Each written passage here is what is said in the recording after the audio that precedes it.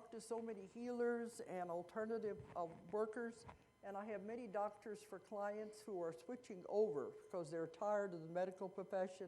They're wanting to go into the natural medicine field. So I see it happening, I think, more than most people. But I told the college, I said, I think as soon as the other colleges get wind of this, they're going to want to do the same thing. But this is the Department of Integrative Medicine at the Northern University, Northern New Mexico College. And so I'm going to be teaching there now every year, and they're giving 1.5 college credits for my class. So this is coming up.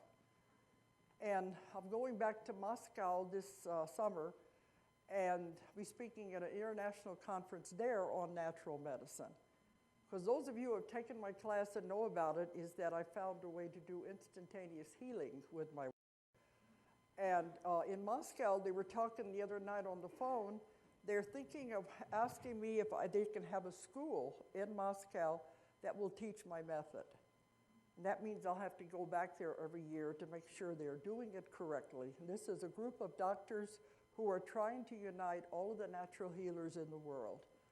So it's like, the average person has no idea how big this is becoming. We're like the underground.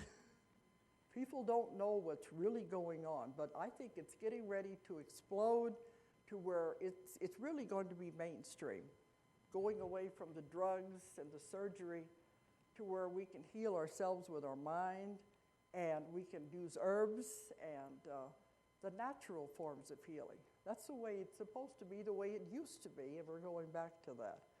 So I feel really honored to be in the middle of all of this, in addition to everything else I got to do. Not like I don't have anything to do. Okay, but I'm going to talk about my book about life after death.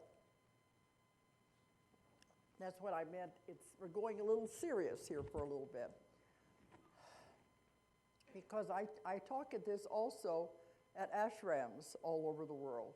And they said it goes along perfectly with their teachings, with the Hindu religion. So I'm involved with a lot of different religions too, because it makes so much sense. But in my work, when you do the past life regressions, in order to do it correctly, you must take the person through the death experience. And a lot of hypnosis classes say, no, don't touch that, it's dangerous.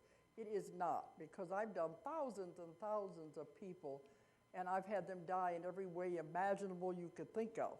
And nobody's been harmed if you know what you're doing.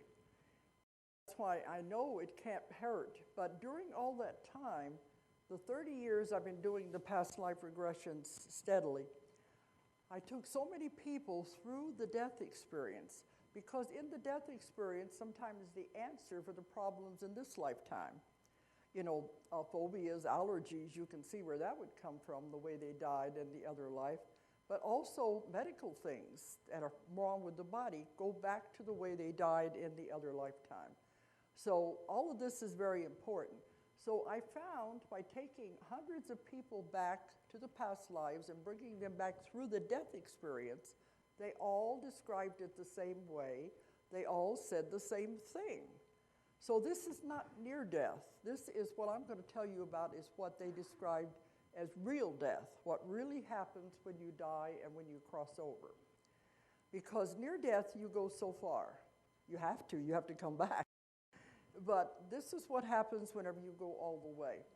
And I usually give a longer lecture, so I'm going to try to stick to the main points, and then we'll see if you have any questions.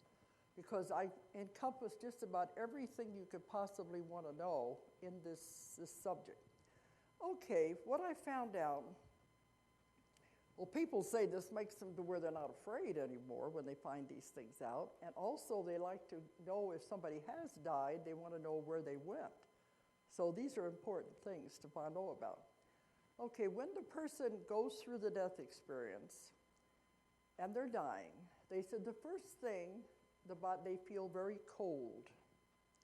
Then the next instant, they're standing by the bed looking down at the body. It's that quick. They say it's just like getting up from one chair and sitting down in another chair. You just slide right out of the body. So they're standing next to the bed looking down at the body, and they'll say, Gee, I didn't know I looked that bad. And believe me, the last thing they'd want to do is go back into that body. Usually it's sick or it's diseased and there's no hope of it ever getting well. They don't want to go back to it because the next thing that comes into their mind is, hey, I'm out of there. I'm free. I can go anywhere I want. I can do anything I want. So that's what they want to do. They want to go on. They want to go home, really. It's the people who are left behind are the ones who grieve about it. They want them to stay with them. But do you really want them to be back in a body like that most of the time there's no hope for them? It's better to realize to let them go, because when you hold on to it, you're being selfish. It's just for yourself. I'm going to miss them. I want them to be with me. I'll do without you, that kind of thing. It's a selfish thing, because really the parts I'm going to go through is you make a contract when you come in. And in this contract, you also make an exit plan.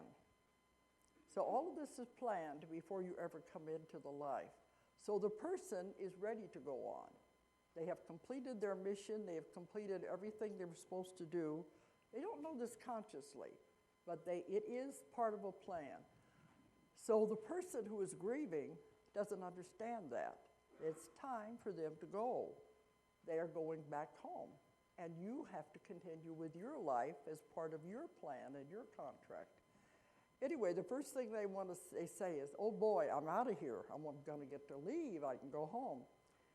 And I've found you are never alone. This is one of the greatest fears people have. They think when they die they're going to be alone, going into the great unknown. That's not what happens. You are never alone. You're never alone when you're alive either, but you don't realize that. Because when you come into a lifetime, you have a guardian angel, if you want to call it that, a guardian angel or a guide that is assigned to you specifically. They have to be with you your entire lifetime. They have to take care of you. They have to be there for you. And they love to help you, but they can't interfere. They can only help if you ask for help. And if you do, boy, do they take over. But sometimes it can be a deceased relative that is assigned to you to be your guardian angel. But you do have one. And if your life gets a little complicated, you may have more than one. You can have as many as 4, all taking care of different things. And if your life takes a sudden turn in a different direction, sometimes these guides will change places. Another one will come in that has more expertise in your field that you're going into. So you always have somebody there. So whenever you actually die and leave the body, you'll always have someone, I call them the greeters. Someone will come to meet you and take you where you're supposed to go. Now, all of you have probably been with somebody dying in a hospital, and they see unseen people around the bed. Have you ever had that happen? Usually it's deceased relatives. They see them standing around the bed. This is very real. The doctors and the nurses try to say, well, it's just the drugs or the oxygen deprivation because they're dying. No, it's very real. And I've had other nurses say it happens a lot, that they will see people there, and you notice they're always very happy. So-and-so is here, and they know they're going to go with them. Husband, relative, or whatever it is. So if they aren't